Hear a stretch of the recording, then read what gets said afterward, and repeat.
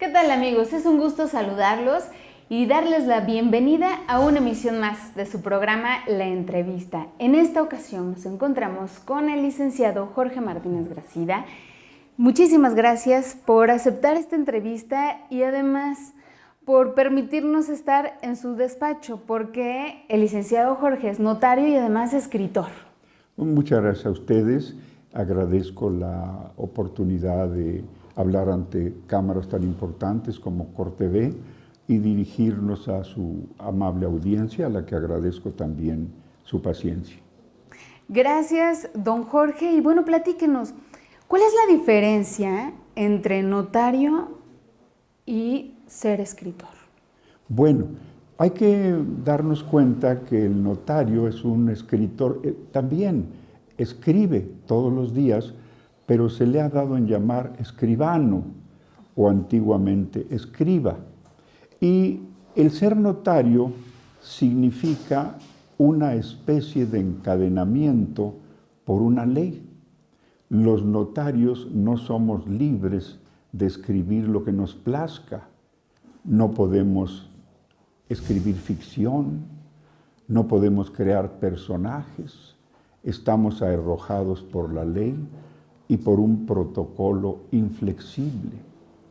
En cierta forma, también la escribanía se convierte en una rutina pesada. Da uno siempre la vuelta a compraventas, donaciones, poderes, testamentos, sociedades, y así una y otra vez hasta el infinito. Yo llevo 30 años de notario y no recuerdo que haya podido crear algo propiamente dicho como ficción, inventar una circunstancia, una situación, un drama, una tragedia. En cambio, el escritor, pues que también escribe, tiene más libertad. El escritor, francamente, puede crear personajes, puede crear escenas, contextos diferentes, hablar de erotismo, de amor, puede también hacer ficción. Y son muy conocidas esas novelas como las de Julio Verne, que imaginó. Esa es la ventaja del escritor, que puede crear. Es, en cierta forma, un poco más libre. Claro, también tiene limitaciones. Siempre que escribimos, estamos acompañados de una bruja abominable, la gramática. No la podemos eliminar. Y viene acompañada de unas hijas terribles, la ortografía, la sintaxis, la prosodia, y pues las tenemos que respetar. No podemos escribir con faltas de ortografía o no debemos. Como decía el gran Gabriel García Márquez, él confesaba que tenía mala ortografía, pero benditos los correctores de pruebas. En esas condiciones, pues, en cierta forma el escritor es libre. Novelas, cuentos, crónica y fundamentalmente poesía. Yo a veces digo, ¿cómo no soy poeta? Porque el poeta tiene todavía más libertad que el escritor. Bueno, ya nos dijo la diferencia entre lo que es ser notario y lo que es ser escritor, y nos gustaría mucho saber quién es Jorge Martínez Gracida. Bueno, soy un hombre nacido en la ciudad de Oaxaca, estudié la carrera de Derecho en la Universidad entonces Benito Juárez de Oaxaca y posteriormente una maestría en el Instituto de Investigaciones en Humanidades, dependiente ya de nuestra misma universidad, sí, pero ya autónoma, la UAPO, que tuvo una duración de 2 años. Y como entré ya en lo que se llama la tercera edad a estudiar esta maestría, porque ahora estoy en la quinta edad o en el quinto sol, como decimos por ahí, y entonces me di cuenta con esa maestría que pude organizar en mi mente una serie de lecturas de toda mi vida. Desde niño leo, se me creó un hábito de lectura que me ha permitido leer de todo durante 70 años. Y con esa maestría pude organizar aquellos conocimientos clasificarlos y entonces ya me aventuré a escribir libremente, pero mi profesión es la de notario público, que es una especialidad de la licenciatura en Derecho. Y bueno, le tocó vivir muchas etapas de la máxima casa de estudios. Sí, evidentemente. La universidad hace, digamos, 40 años que yo me recibí ya adulto, era un poco más tranquila. Sí, siempre la universidad ha sido un semillero de inquietudes, de aspiraciones de todo tipo, de salir en ocasiones a la calle, a manifestarse, no con la magnitud de estos días, pero sí. Era también circunscrita la universidad a unos cuantos edificios. En aquellos años no existía la ciudad universitaria, por allá por donde están los centros comerciales. El edificio principal pues era el que está en Macedonio Alcalá, Independencia, donde estaba la Escuela de Derecho. Y por otro lado, pues en aquellos años se creó la Escuela de Contabilidad apenas, que se instaló en un edificio que construyó el arquitecto Octavio Flores Aguillón en esta plazuela de aquí subiendo Macedonio Alcalá con 5 de mayo, la Bastida. Ahí se creó y posteriormente la Escuela de Medicina, que estaba por el Jardín de San Francisco, se fue ya al norte, a la vieja hacienda de Aguilera. Pero básicamente eran 3, 4 edificios que yo recuerde. La población estudiantil, pues todos nos conocíamos. La planta de catedráticos en Derecho era conocida nacionalmente. El licenciado Ernesto Miranda, el maestro Bustillos Montiel, el maestro Castillo Gómez, varias personalidades, y que yo recuerdo todavía sus lecciones, sus clases, y que todavía en problemas jurídicos que tengo que resolver, los recuerdo con gran afecto, con gran respeto y agradecimiento. Era otro mundo, más pequeño, más respetuoso, más constante. Indudablemente también parte de su familia, antes de empezar la entrevista platicábamos, a su espalda está la foto de su abuelo. Parte de su familia también fue gente muy brillante en Oaxaca. Bueno, la inspiración mía básicamente es la influencia de don Manuel Martínez Gracida, cuya foto, o más bien cuyo óleo tengo aquí a la espalda.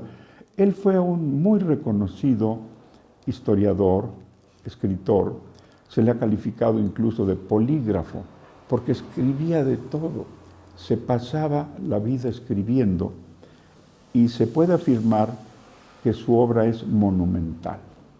No solo escribió historia, también escribió novela histórica. El ejemplo más conocido es El rey Cosijoesa y su familia, que se acaba de editar por ahí, en donde él crea, él imagina. En alguna ocasión se le criticó por esta obra y le dijeron, ¿cómo es posible que Martínez Gracida escriba un libro de historia y en ella imagine el encuentro de dos amantes que se ven y se aman imaginariamente? Cosijoesa, el tlatoani zapoteca o rey zapoteca, y Coyolicaltzin, la hija de uno de los emperadores aztecas, Ahuizotl. Y la contestación es, bueno, es que esa obra no es un libro de historia, es una novela histórica. Y en tal contexto se respetan las fechas, se respetan las jerarquías y los nombres, pero se pueden crear personajes alrededor a los cuales el escritor les da vida, imagina escenarios, imagina romances, porque esta pareja, Coyolicaltzin y Cosijoesa, se encuentran mágicamente en las grutas por allá de La Hoyaga, en aquellos manantiales preciosos, que hace mucho que no voy, por cierto. Saludos a los amigos de La Hoyaga y del Istmo. Se encuentran ahí y se prometen el matrimonio.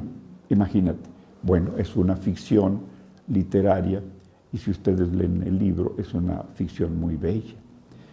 Él escribió pues obras de este tipo, recopiló leyendas, le escribían de muchas partes de Oaxaca y le mandaban anécdotas y él las recogía y las llevaba al libro en sus notas, escribió y dibujó a la acuarela una obra monumental que se llama Los indios oaxaqueños y sus monumentos arqueológicos. Toda esta obra se recuperó hace algunos años, me tocó ayudar en la recuperación de una donación importantísima que hizo la familia del extinto gobernador Vázquez, Genaro B. Vázquez, a través de sus hijos, los hermanos Vázquez Colmenares. Estoy por publicar un artículo en la revista Contragolpe de Guillermo García Manzano, toda esta historia de cómo llegaron los libros de don Manuel Martínez García a Oaxaca. Y ahora en este momento, para su cuidado y conservación, se le entregaron en custodia a la fundación de don Alfredo Harpelú, que ahí los tiene. ¿Y qué significa todo este encuentro para usted? Bueno, es encontrarse con tus ancestros, con el pasado. Quizá en los genes lleve yo la afición de escribir, sino la calidad, cuando menos la vocación. Entonces también significa pertenecer a algo, saber que somos hijos de Oaxaca, que hemos crecido, cultivado familias, que nuestros muertos están aquí, y eso da una seguridad, el saber quién eres y de dónde vienes, que en cierta forma, misteriosamente, te lleva de la mano para decirte a dónde debes ir. ¿En algún momento usted pensó que, ha sido notario durante 30 años y en algún momento se imaginó que iba a escribir? Bueno, más que imaginarme, siempre sentí esa poderosa inquietud, porque cuando ya se colma uno de la escribanía, de ser escriba, el espíritu está inquieto y quiere crear. Y entonces cuando empieza uno a escribir, pero ya fuera de la escribanía, porque la notaría es una profesión, debe uno vivir, debe uno comer, como se dice vulgarmente. Porque el escritor, desgraciadamente, salvo las grandes figuras, no comen de la literatura, pero sí se manifiestan y escriben por placer, por vocación, básicamente para ellos mismos. Escribo lo que tengo en la mente y lo dejo que salte a la hoja blanca, que se convierta en signos, en letras, en narrativa. Y entonces, en una forma casi automática, el que tiene esa inquietud o afición o vocación, empieza a escribir libre. Y entonces pasa, como hemos hablado, de escriba a escritor. Y quizá a poeta. Como dice el refrán, de médico, poeta y loco todos tenemos un poco. Y en cierta forma, yo soy partidario de creer que no existen las musas, o que viene de pronto un ángel al lado y nos trae la inspiración y nos traen un tema magnífico. No, yo soy partidario y me inscribo en una corriente literaria que piensa que debe uno escribir diariamente, adquirir un hábito, pero un hábito en forma implacable, sentarse a escribir todos los días, y entonces, misteriosamente, aunque lleve uno el tema a la máquina, a la pluma, los dedos se van por otro lado. Y es algo muy simple, es nuestra mente, nuestra imaginación, nuestras vivencias. Y entonces hay que dejar que los dedos se vayan a ese tema y sorprendentemente se da uno cuenta que está escribiendo ya literariamente desde el punto de vista de las bellas artes. Y ese hábito lo recomiendo a la gente joven, que se sienten a escribir 15 minutos diarios, cuando menos, lo que deseen, lo que se les ocurra. Y recurramos a la aritmética. Si nos sentamos a escribir 15 minutos diarios, diariamente, al cabo de un año tendremos un libro de 365 páginas. Claro. Pero si estamos esperando la inspiración de un ángel, no va a llegar. Nunca haremos nada. Pues después de esta recomendación, vamos a hacer una breve pausa. Don Jorge nos acompaña y regresando a la pausa, ¿qué le parece si platicamos sobre sus novelas? Con mucho gusto. ¿Sí? Vamos a una pausa.